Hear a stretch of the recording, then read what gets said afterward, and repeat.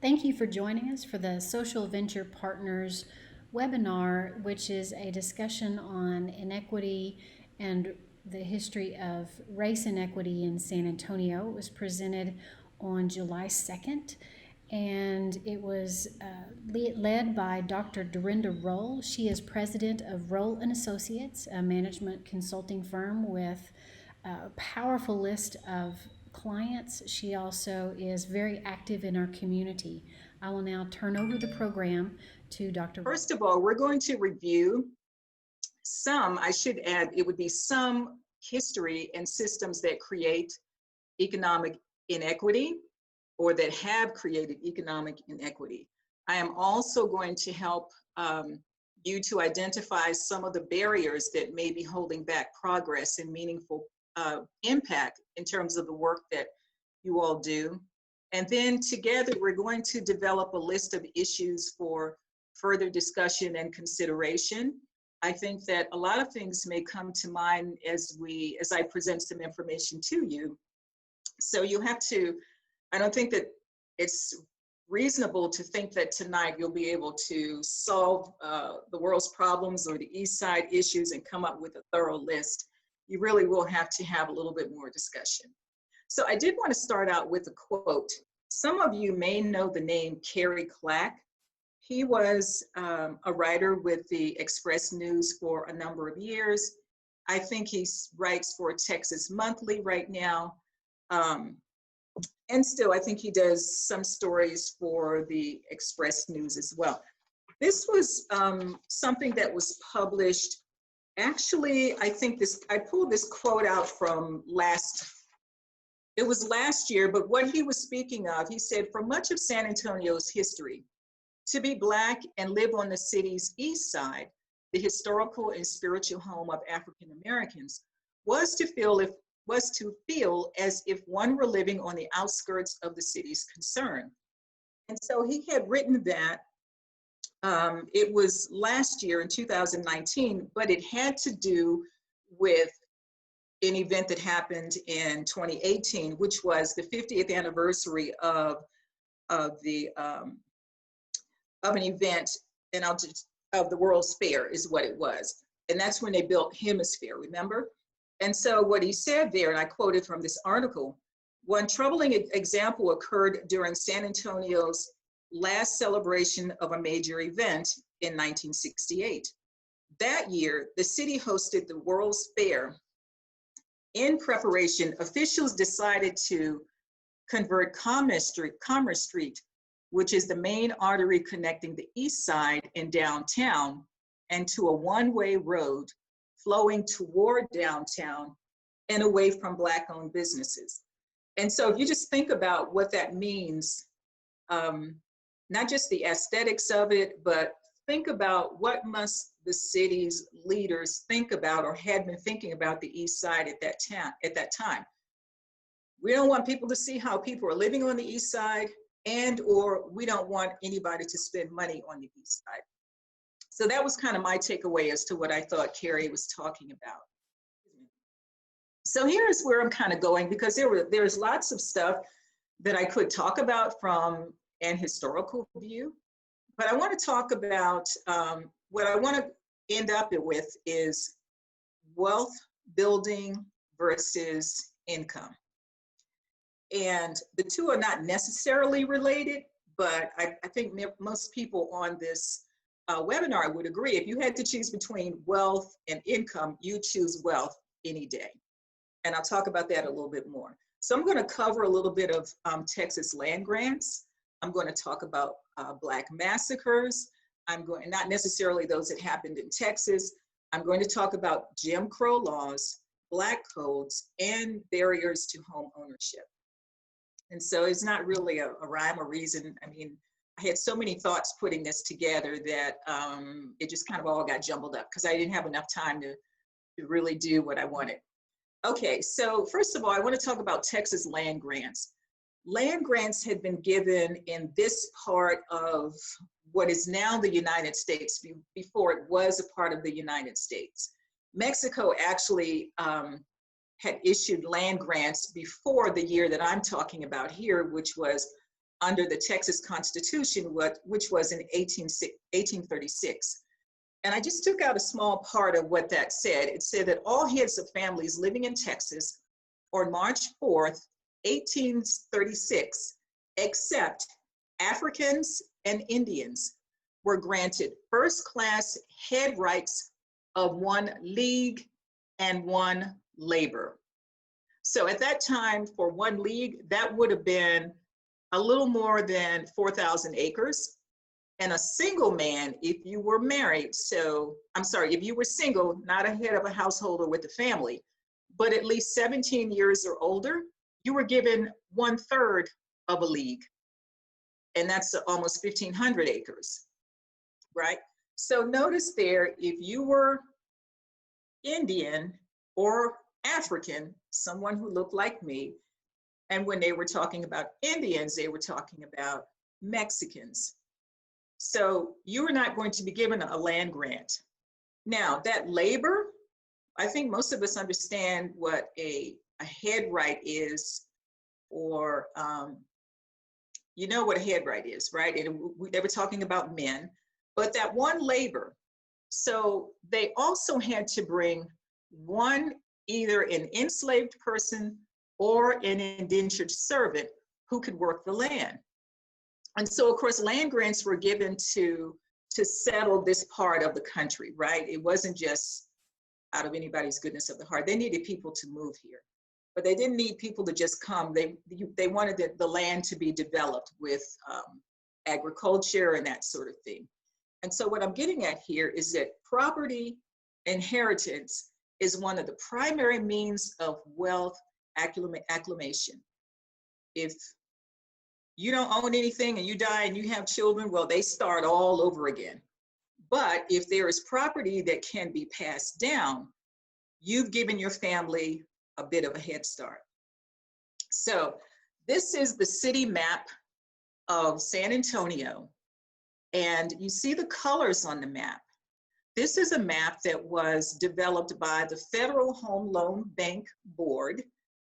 This is a map from 1935. I know the source at the bottom, it gives you the time period of the Federal Home Loan Bank Board and the Homeowners Loan Corporation. But this map is specifically from 1935. And there are more. You could go to the Coates Library at Trinity online. You could actually get it online. That's where I got it. They have more. There are more that are like this that changed over time.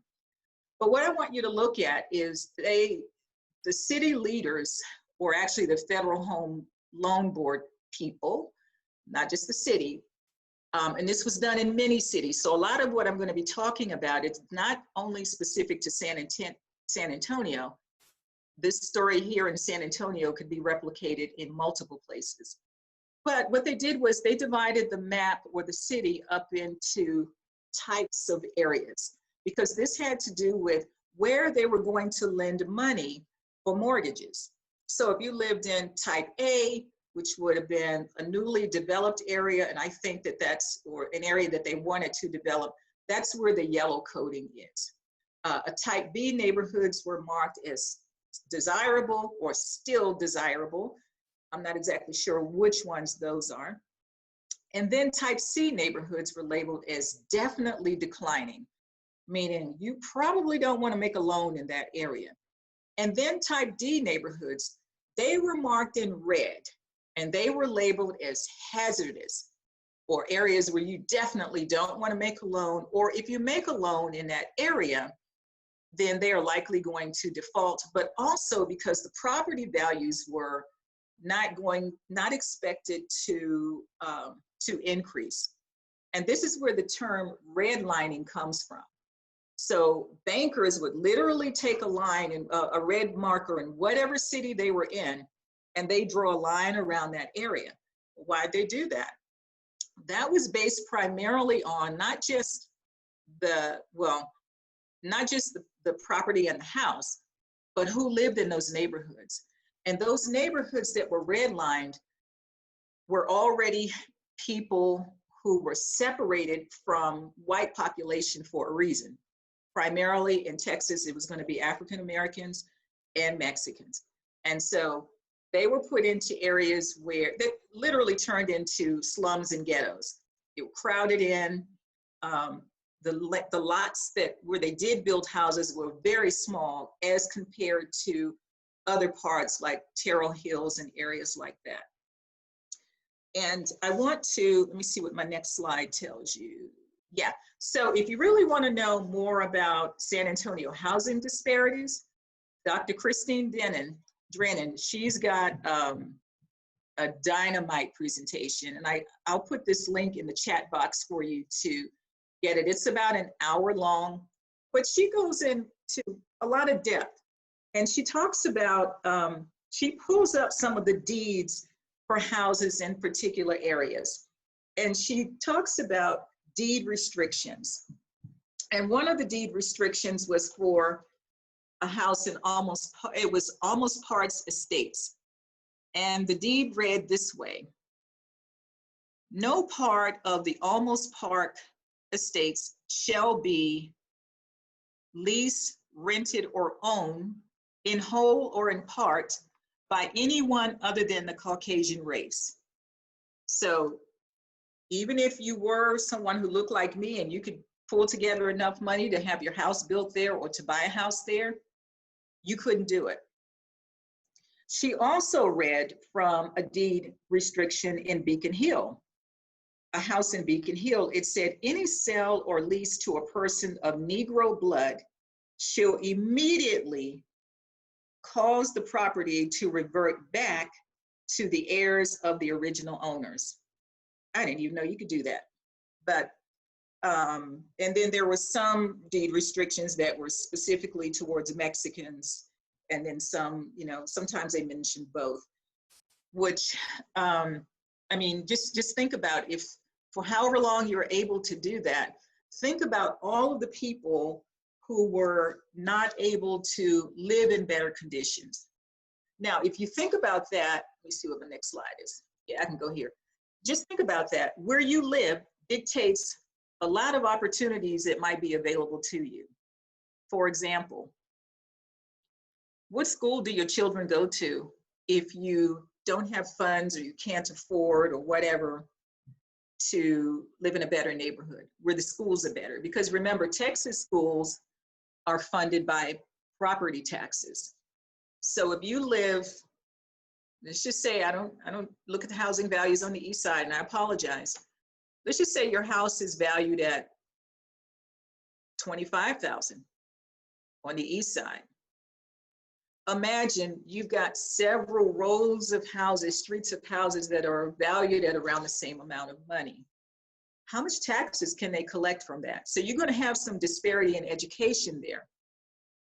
Whereas if you live on the north side, let's say in Stone Oak somewhere, and you know your house is worth $100,000, maybe twice as much. So now that's more tax money that can go towards a school, which we think it should afford your children a better education. So where you live dictates a lot of your quality of life, also other types of opportunities that you might have.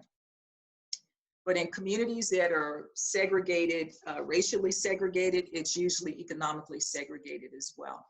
Now, this slide that I'm showing you now has to do with the the GI Bill, which officially the name of the bill is called the Servicemen's Readjustment Act of 1944. So this was the bill that was created to help veterans of World War II. It established hospitals like your VA hospitals. It made low interest mortgages available, and it granted stipends, that's what they called it at the time, covering tuition and expenses for veterans attending colleges or trade school. So that became a very important tool or means for veterans and families after World War II to begin to accumulate wealth, because they could get a house and it would be backed by the GI Bill with a low interest loan. So for African Americans who proudly served in World War II, the promise of the GI Bill turned out to be nothing more than an illusion. While the bill helped white Americans prosper and accumulate wealth in the post-war years, it didn't deliver on that promise for veterans of color. So one of the reasons why now, usually you're thinking, or at least my thinking was, things that come from the federal government as a mandate, kind of like Brown versus Board of Education, which desegregated schools. Not to give you a history lesson on that, but even though there was, you know, a Supreme Court ruling said you have to desegregate schools, that still didn't just happen automatically. People still fought it. And then there were more cases that had to come after that to force schools to do it. So anyway, but the GI Bill was, even though it was federal legislation, it was not implemented by the federal government. The implementation was left to the states. So if you can imagine, what happened was that ended up helping to drive large gaps in wealth, education, and civil rights between African Americans and whites. So the language didn't specifically say to exclude African American veterans from their benefits, but the way that it was structured, it's estimated that 1.2 million African American veterans never received their full benefits. Because, so let's just go back to that map I showed you. So I've got my GI Bill in hand. Sorry about that. Now, I'm coming back home to San Antonio after serving. Because of Jim Crow and Black codes, which I will explain in just a moment, I have to live in the areas that are red, the red-lined areas, because there are just rules. I can't do that. But my GI Bill is not going to help me. Why? Because the bank has this map that has red lines drawn on it that says, don't make a loan and don't write a mortgage for that area. It's going to be a bad loan on that house. So you have systems that are set up to keep people out. Now, did people build houses in that area? Yes, they did. And the way that they built those houses, if you look at Dr. Drennan's presentation, she goes in and explains how these lots were set up, whereas maybe where some of you live, you could probably get 4 or 5 houses on if you live in a subdivision, you may be able to get several on your lot. But the way they set it up there, the houses are very small and the yards are very narrow. So what you do is you create a crowded condition. Same thing on the west side, the lots were the same way. Streets were not even paved. A lot of the houses didn't even have indoor plumbing. And so people are forced into a slum situation. So anyway, back to the GI Bill, were denied their housing, mortgages, education. Well, how did it affect education? Okay, I've got my GI Bill. Now I want to go back to school and go to college. So after World War II, remember, schools were still segregated. Our own UT Austin had to be sued and they really fought it. They were not going to let Black people go to that university as well. But, you know, not to slam UT Austin. I have a graduate from there, my youngest daughter. But that's the way it was. And not only at UT Austin, several universities were that way. So even though you could pay to go to a university or a trade school, they just wouldn't allow it. Or what I've read in some trade schools where, let's just say you wanted to go for plumbing or some kind of a trade, the school that you could go to that was segregated for the African Americans, they often didn't have all of the tools and equipment that you would need to use. And by the way, these were not schools that were owned by Black people. They were either run by the state or the county. And so it was just like, we just don't have the money to buy everything that you need. So again, the benefits that were owed to African American GIs, it was denied to them. So also we have to look at, I'm sorry, I'm going a little bit too fast here. I wanted to talk about the Jim Crow laws. I think I made a slide for that. I don't know why I didn't do that. But anyway, Jim Crow laws were a collection of state and local statutes that legalized racial segregation. And so, by the way, Jim Crow is actually named after a minstrel show character. It wasn't a real person. But in 1968, well, actually, it existed. Those laws existed from the Civil War era up until 1968, where it was legal to discriminate against someone because of their race. You could withhold jobs from them. You could keep them from voting. All kinds of opportunities were limited. So if you just think about this in terms of economics, if I can't get a job other than, I don't know, something at the, that most people wouldn't want to do, then I only have so much money to use for my family so that we can live, so that we can have a better life. Then on top of Jim Crow, if you add Black codes, which came out as early as, so Black codes actually preceded Jim Crow laws. Black codes came out in 1865, shortly after the 13th Amendment, which abolished slavery in all of the United States, right? And as you all probably know, since President Trump made it famous, Juneteenth, almost 2 years after Emancipation Proclamation in Texas, was the last place to free enslaved people. But following that is when they instituted Black codes. So you already had Jim Crow laws, but now the states and local areas were able to get even more detailed in regard to where formerly enslaved people could live, what they could do, how much money they could be paid. And this was just simply a way to really put Black people again into, in a way, like into slavery or indentured servanthood or servitude. So to give you an example, what they could do is that there is something else. I don't want to get too detailed with African-American history, but there's something called sundown laws in certain cities, right?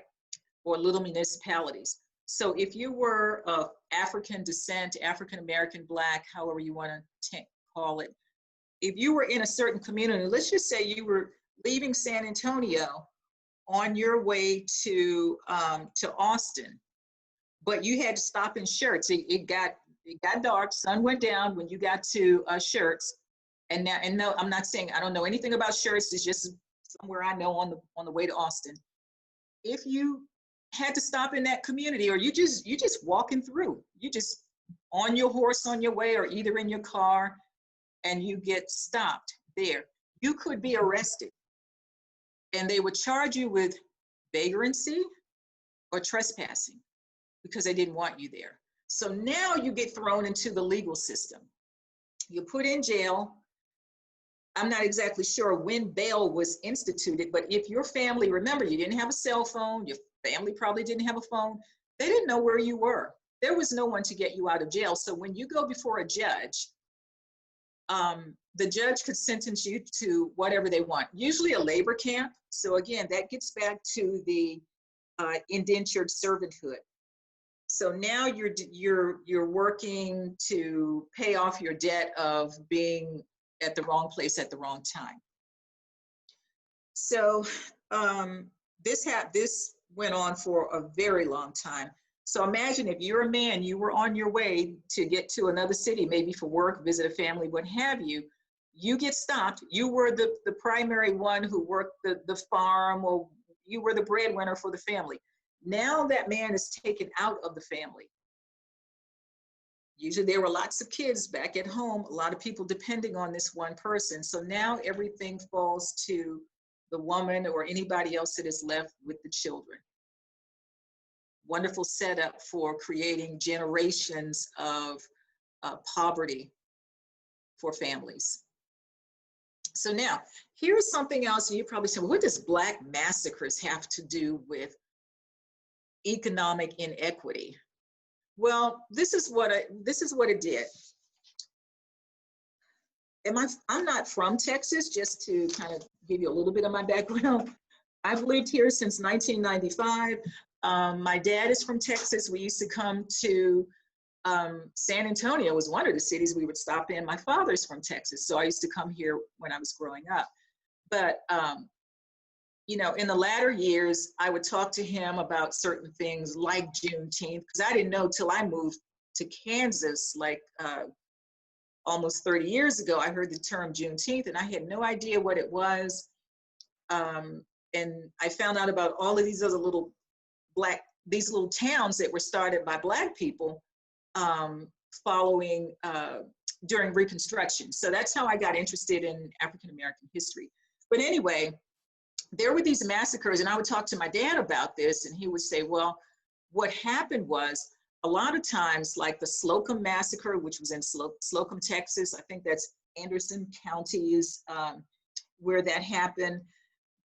And if you read, just depending on what account of history you read about, it will say, oh, well, only about 5 Black people were killed, but the people, the family members of the people who lived during that time, they said that it was about 100 African Americans who were killed during that time. So when there is a massacre, just to kind of give you a visual for what that's like, and I won't even get into the reasons that some of these happen, but you know, you'll have a mob of white people who will decide that a Black person did something, and you know, maybe they did or didn't, but very often what happened was, we can't find Black person A, so we're gonna just take anybody and everybody to pay for what presumed crime or slight that some other Black person may or may not have done. And so that happened in Slocum. And what happens is when that happens, a mob will go in and want to burn, not just shoot you and kill you, but burn your property. So those people who are able to survive that, they flee. It's like, we just rather live than worry about a house and a piece of land. So therefore, the family members, their inheritance is no longer. Somebody else has taken over that land. Most recently, because of everything that's happened, you probably have heard the term Black Wall Street or Greenwood, Texas. That's in Tulsa, Oklahoma. It was, you know, billed as one of the most prosperous Black cities in America. Again, there was some accusation made against a Black person, and they just came in and burnt the whole town down. And supposedly also the they had bombs dropped on them from the sky. And so, of course, there were people who fled there, left everything that they had behind. There were also business people, and you can Google this on CNN, where they have, I think, a daughter or somebody of a family member, where they had a company that had insurance, and the insurance company refused to pay. So they were just totally lost. Same thing happened in Rosewood, Florida. Town just burnt down. They just went through looking for somebody, and they couldn't find that somebody, so everybody had to suffer. Women and children, by the graciousness of a white person who owned a rail, I think they owned a railroad, but they owned some cars or something. They sent a train to take the women and children who were hiding out in the swamps to go get them and send them north. So again, whatever they had, it was left behind. And then Red Summer, it's called Red Summer because there were so many bloody race riots, and these happened primarily in the North, like in Chicago in 1919. Again, people who owned any properties, they had to leave. There are pictures, and I apologize, I meant to put those in this presentation. I don't know, I think I ran out of time, where they did actually have white police officers who were escorting Black families out of their homes so that they could live. Just leave the city and take what you can, and we'll help you get out. So, all right. Sorry about that. There. Okay. So now we get into how education factors into building wealth, or at least education factors into income that sometimes lead to wealth building. You know, if I work, I can get a mortgage, provided there are other things like your credit history and so on and so forth. I can now get educated, buy a house, and accumulate wealth. But as this map displays. I don't know if you can see the references there. I just pulled this data from, it was published in the Washington Post just on June 4th. So you can see the big disparity between Blacks and whites, even on the educational front. So if, you know, maybe somebody like me, I have an MBA plus a PhD, my white counterparts will most likely still earn more money than I will. And you can see that all the way across the board.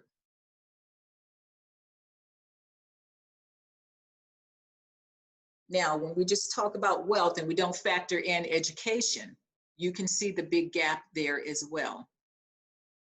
This shocked me. I mean, and so we're talking about median household wealth, but then they base it on net assets as well, right? You know, even if you make a lot of money, but you have a lot of debt, then that's going to bring you down. So these are very stark. And so if you think about some of the families or nonprofits on the East Side that are attempting to help people that may fit into that category, you can see there's just a lot. And I didn't even touch on anything like some of the other social issues like teen pregnancy, crime, but pretty much this is what I'll say about crime. Where there is poverty, everywhere I've been all over the world, you will have crime. So that is not anything unique to the East Side, the West Side, or Black people in general. If there is poverty, there will be crime. So I think what I'm going to do, oh, okay, I got a couple other things. So I wanted to talk about gentrification here. Here's my little slide for that. I'll just skip ahead. So we see a lot of building, and I guess you could call it revitalization is one word for it. I call it gentrification. I've seen it happen where I grew up in the Washington, D.C. area. And there are lots of reasons for that. And I don't feel any way about it. I think anything that improves a community is good. But then also what happens is some of the families that have been able to maintain whatever property was passed down in their family. Sometimes you have people who get homes and they have no way to, they don't have the income to do the maintenance for it. So where I live, I never see a sign like that, but I see it a lot of times when I'm in the inner city. We buy ugly houses. So somebody will come in and buy that house. They'll either develop it themselves, flip it, I guess, or sell it to a developer and it'll be torn down.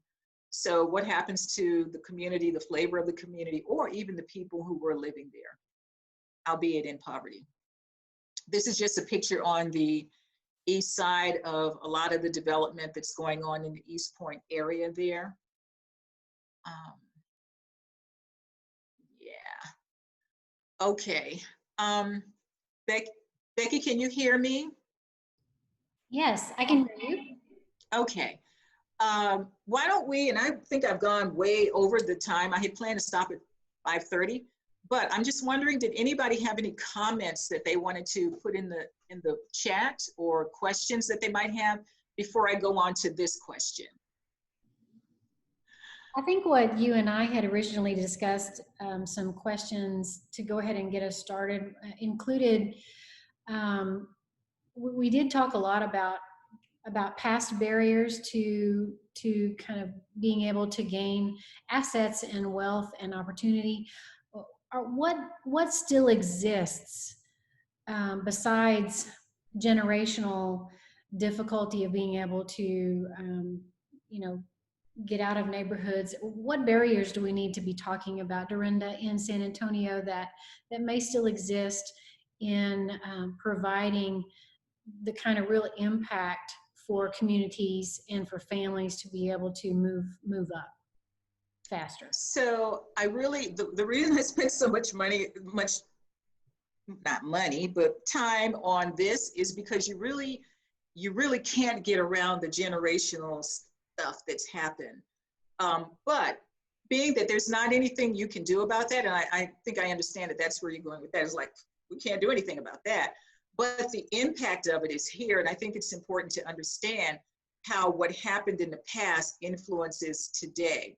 So if I were someone who, if I were thinking about this, I'd think, okay, I know from my work in other countries, this is not going to be popular in the US. Maybe somebody here, you're not going to like it, but the best chance for getting a family out of poverty is if you deal with the mother. If you deal with the mother, I'll just give you an example of one of the projects I've worked with, programs in Tanzania, in a rural area. What we did was we went in, we helped them to set up a micro lending program so that the women could start small, I guess we call them here home-based businesses, right? But we also gave them, took expertise from UIW to help them to plant soy. So we knew that there was not enough protein in their diet in the area where we were deciding to do the work. But anyway, so fast forward today, so we didn't take in a lot of stuff. We said, tell us what you need, but we're not really going to just give you, we're just not going to pour in money after money. We will send teams to help you grow an enterprise. The soy co-op, what they have is run by women. They have products. The women have jobs now. They all contribute in addition to their other little businesses when they can get a $50 micro grant to start their own little thing. I think, and I think the UN Commission on Women, they've stated the same thing too. The best opportunity to get people out of poverty is to focus on the woman.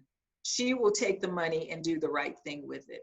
So I think that if we're able to somehow create programs or support those that help young women, and this is just my thinking, also to control their reproductive opportunities. If you're uneducated and you have too many children, that's a setup for being in poverty, pretty much.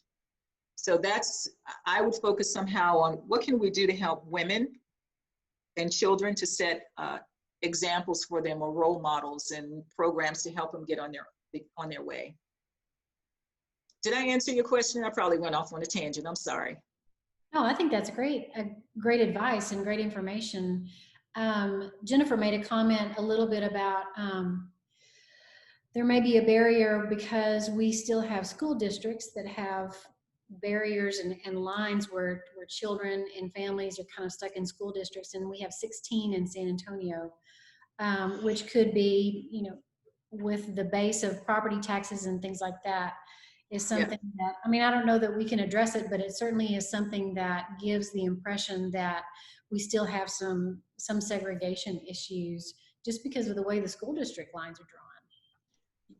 That is a big problem. And, in my 20 years of traveling around with the military, I had never been in any place that had this many school districts. And I don't know. But it is a big issue. I'm not sure of how to address it, but definitely it is a barrier. I don't know. There are like communities and schools, organizations that, work with school districts, but again, they're working in specific school districts. So in some ways it keeps kids segregated as well. Let's see, Billy is asking some good questions. Let me see, can you see them, Becky, and read them to me? Yeah, well, as you know, we are a donor organization, and we want to be able to be sure that we're investing in places that have real impacts. We don't, of course, want to have, we want to have grants that promote equity, that promote real impact, especially on poverty in San Antonio as one of our biggest problems. If you were advising a group of donors on what are some good questions to ask to help us to understand how we can help fill the gap on equity with our grants, even though they may be small, what kind of advice would you give to us of things to ask and things to look for? Let me ask you this. When you say equity, tell me what you mean by that. Well, what I'm worried about is we create programs in the nonprofits that we work with. And because a lot of these are done by us old white guys, privileged white guys, that, just because of our history, we're going to do things in a way that makes sense to us, right? But in turn, actually are actually not good things to be doing. And so as we act, what can we do to look over, make sure somebody's looking over our shoulder and saying, better way to word that, or maybe there's a different way to approach that problem. You know, I'm kind of worried that we're doing things the way we've always done them, and kind of like to find some new ways. So what we're doing right now, I think it's a good thing. I think you keep trying to get information. You invite other faces around the table who, like, I know of several small nonprofits that are doing work on the East Side, but they don't get funding by the area foundation. They don't get funding from the city because they are small. They don't have a history, but yet they are making impact. They know the people in the community. And so I think that really I don't think you can get around talking to people and, you know, putting out there clearly, what you want to see, you know, hear the results and then ask the question, is this possible with what we have? But I like to see, you know, I see organizations that do things that nobody else is doing. They've invited a lot of these young people to come around the table. And I see Ed say, no one has asked me. Yeah.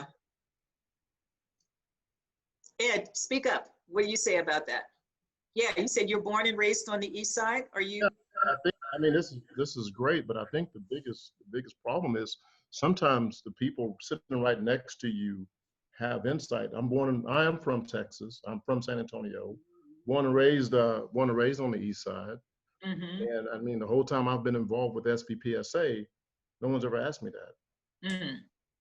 Well, you're going to get asked now, Ed. I went to San Luis High School, and I'm sure I'm not the only one that's here that serves and willing to contribute and share networks and resources to do that. I'll say this: the first time I came, that's the first thing that I noticed at a meeting at the Area Foundation get together was that the groups that we were contributing to didn't have any impact at really the two worst areas. That being, Becky will nod her head to this, the Lanier High School area, and Sam Houston area as well. And I can say that nonprofit involvement, I give the old San Antonio Youth Literacy and Harriet Mormon a whole lot of credit for the contribution that she made in my life as a young man, as a teenager. That's the reason why one of the reasons I'm at where I'm at right now is because people contribute. She pulled her network and went to the East Side, went physically to the East Side and contributed to that. So I'm sure there are other people on the board and serving as partners that have similar stories. Yeah.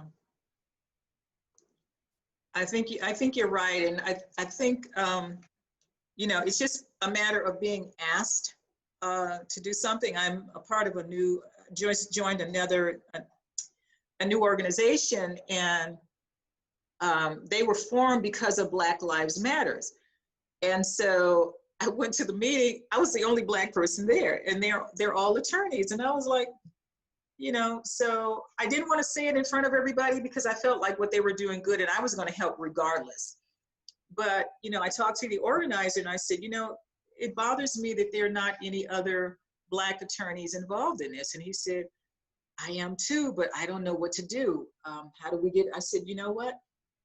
If you will allow me, I'll round up the ones that I know. I'll ask them, let them know which ways they can be involved. And so sometimes it's just a matter of reaching out and talking to people to find out, you know, what you want from people of color. We'll help. We're always willing to help, especially because you're trying to help our community. So. Well, thanks. That's good. Okay, you want me to go to the next question, Becky? I'm not sure that we have enough information. The next question is kind of like this one as well. Let me see, let me go back.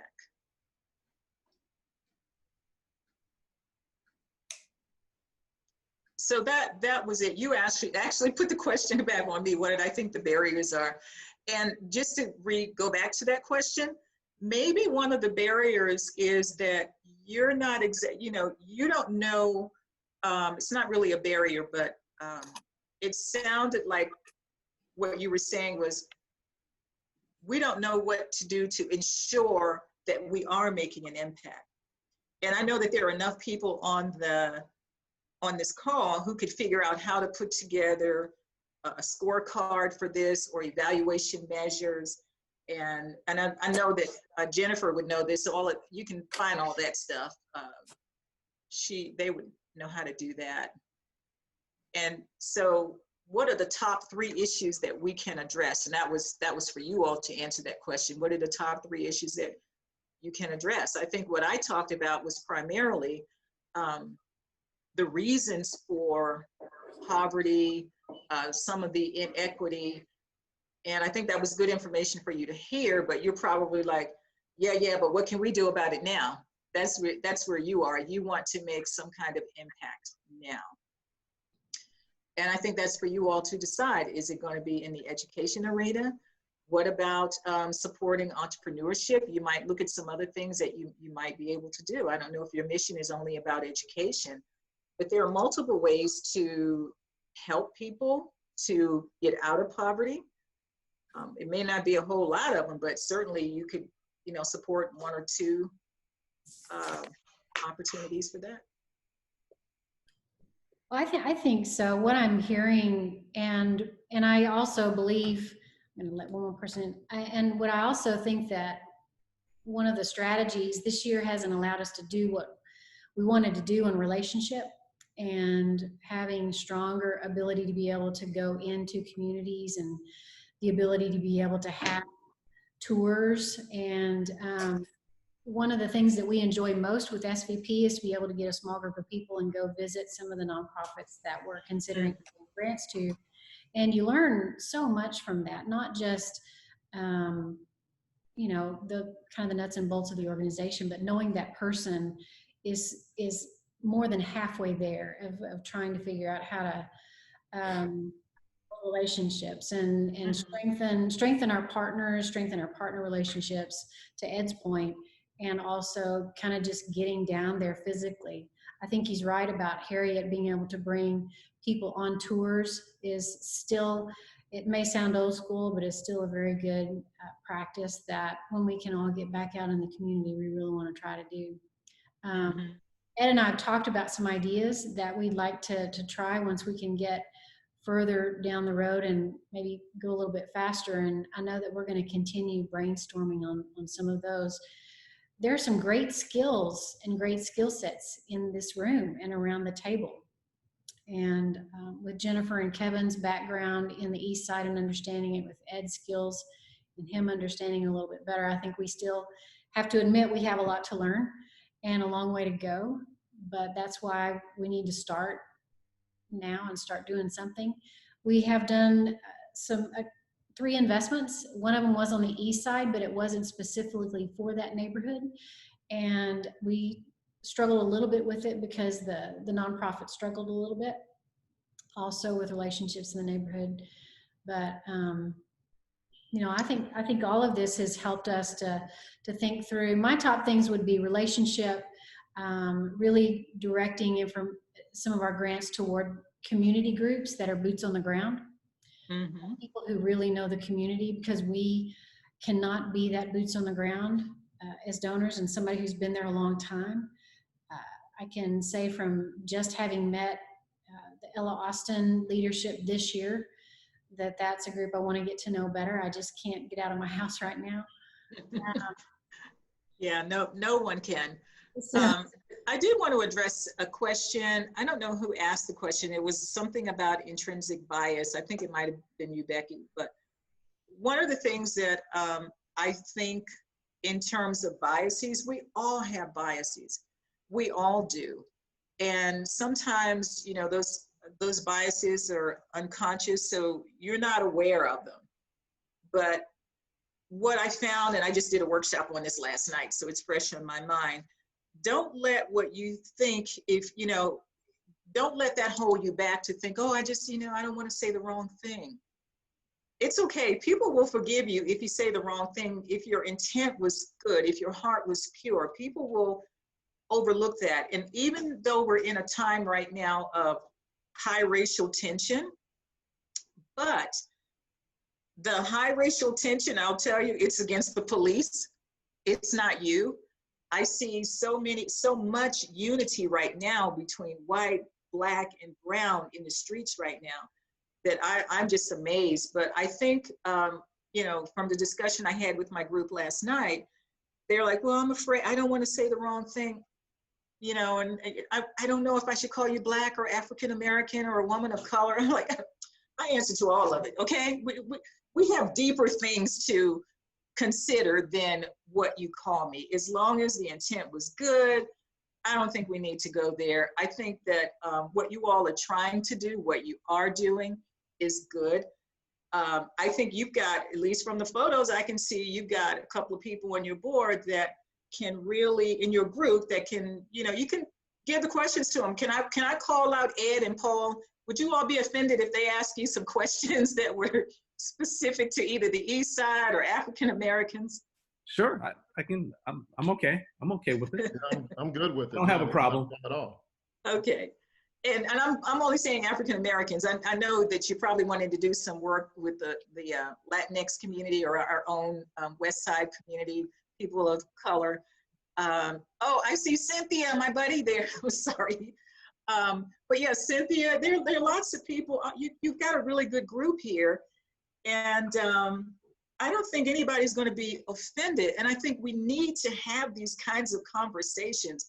I think the conversations need to be had when you have concerns about, well, if we give this group money, can they really come through with what we believe they're going to do? And I don't think that that's like a racist thing, because sometimes I see groups that get money and I'm like, oh my God, that's money down the drain. But they got it because they're on a certain side of town that people will give them money because they think that that's where all the need is. And there is a big need. But I don't think there's anything wrong with putting parameters and benchmarks in place that say, hey, you need to do this, that, and the other, or else we can't support you anymore. Or also, how can we support you further other than giving you money? You have a lot of educated, experienced people that I'm seeing their pictures here.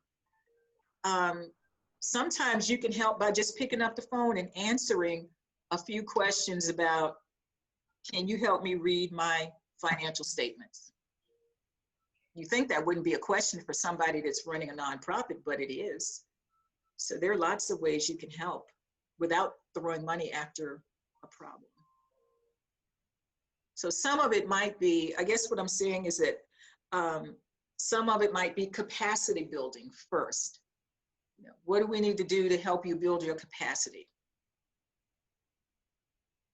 Oh, somebody said something sweet. Oh, I know that person, yes. Priscilla, hello.